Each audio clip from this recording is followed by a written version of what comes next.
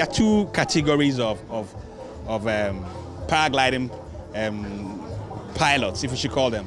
There are those who take passengers, who are called tandem pilots, and there are those who are solo. Now we have 7 tandem pilots this year, and there's also a solo pilot. But a solo pilot does not take passengers. It's only the 7 who are tandem who take the passengers. They're some from the US, some from Peru, Germany, Japan, and also a Ghanaian among the 7. In the scheme of things, paragliding is pretty normal. I mean, generally, it rains around Easter. We had a clear morning, and we've had so far about 18 flights that have been done. In fact, 20 actually, 2 by the solo and 18 by the other 7 pilots who are flying. So there's been a little lull, but we are used to it. I mean, if you have a clear day, a very lucky day where there's no break because it's rain or thunderstorm, a pilot could do about 5 flights, or maybe by six flights by the time we close around 5:36. So for now we have 7 pilots. If they were all flying and there was no interruption, and we have more than 35 flights, that would be a plus. But safety is paramount, and this requires, they call it the thermals. So whenever they determine that the airflow is not optimum, there's a break, and we are very comfortable with that. The experience, the safety, the destination having a good reputation is more than the number of flights that you would say you've had. So it's fine. Try to create an atmosphere people can have fun and relax. There's music, there's drinks, and so on. And people have some experience they don't get anywhere else. Perhaps the whole West Africa, apart from Togo, that a few people do some things around the Palime area, is unique. And this is not targeted at only foreigners. The pilots have been foreigners because it's a new sport, but we have a fully competent, qualified Ghanaian now. Some are also converting from solo to tandem. So very soon we have about 2 or 3 more tandem Ghanaian pilots who will be able to undertake this activity. They are the best in the world. I mean, some of them have their own paragliding schools in Osaka, in Salt Lake City, and so on. And we thank God that so far it's been fine. It's become a permanent feature or a part of the characteristics of Easter. We also have Easter in our hometowns, but we don't have paragliding there, you know. So, and there are a lot of stakeholders who've been very supportive. The fire service, the security services, both plain clothes and so on, the district assemblies. And it's that kind of collaboration and engagement with multiple partners that drives tourism, you know. So Easter was there before paragliding. We know the Kuwaits have always had Easter, but this has added some kind of a dimension that makes it more exciting. You know, what we would eventually want to see is a substantial domestication of the event, so that if we had about 80% of the pilots all home based, then we could do it more often, all the holidays and so on.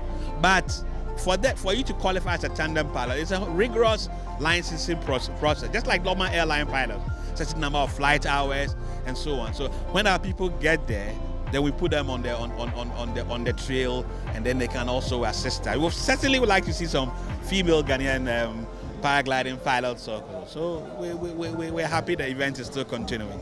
Generally in the world, if you go to Rio, Brazil, paragliding is about minimum $200 per, you know, if you go to South Africa, minimum.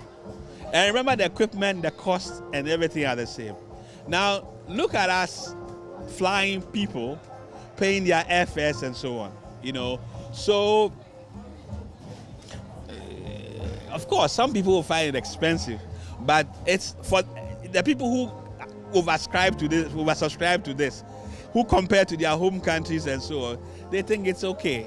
Maybe what you probably might have to think about in future is some kind of a differentiated pricing based on some considerations. Maybe if you live in the area a certain way, if you're a student a certain way, we will look at that. But the investment we put into this is quite substantial, you know. And we do it because we want to. It's not like the benefits are coming to the GTA. It's not a profit-making thing for us, you know. But we're trying to create a certain dynamic to sustain and get the whole value chain in the tourism here, you know, profiting. So if they say it's expensive, I'm not in their pockets. But from where I stand, we have all the most competitive paragliding feats in the world. We have almost 200 people, 192, who have registered, paid, waiting to fly. We hope, and the way things are, let's hope that we can give all of them the opportunity. The interest is growing. And if you look at the statistics, Ghanaians fly a lot. Initially, there was some reservation. You find only the expatriates, the Peace Corps people, and so on.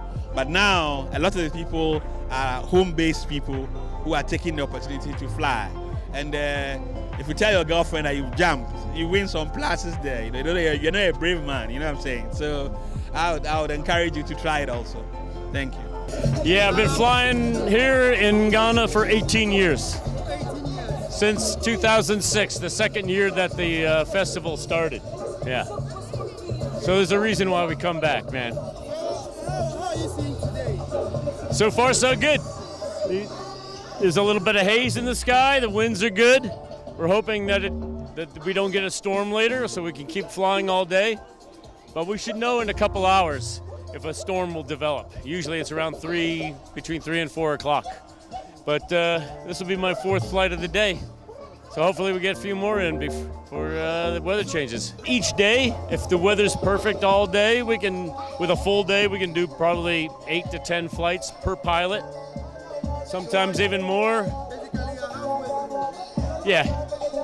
But I think I could probably get in 3 more flights today. We started late because of the opening ceremony on Friday. But like tomorrow, if the weather's good, we'll do more flights because it's a full day. Yeah. Passengers have been great so far, and I don't want to jinx it. I want to make sure that my passengers, they just keep running on the launch. That's the most important thing. They just got to keep upright and keep running. The challenging part right now is the landing zone because of the irrigation trenches. So we're landing in the area that's 25%, 75% smaller than what we normally have. So that's a little challenge, but it's okay. Like on this flight, if I can, we'll come back very low in, and we'll do a low pass through here if we can. And then we do stunts like the twirling, spiral dives, and wing overs, things like that, yeah. But only if the passenger wants to do them. If you don't want to do them, we don't do it. We'll keep it nice and smooth for you. Yeah. Hi, I'm Eli. The pilot was very professional. He took me through the entire process, and it was really good. It was scary up, but then it was also really fun. I was scared. I was scared through most of the flights. So I wasn't aware of the time. Yeah, I was tense. I was a little scared, but it was a lot of fun. Yeah, no. Well, almost all the flights was scary, but it was really fun as well. Yeah.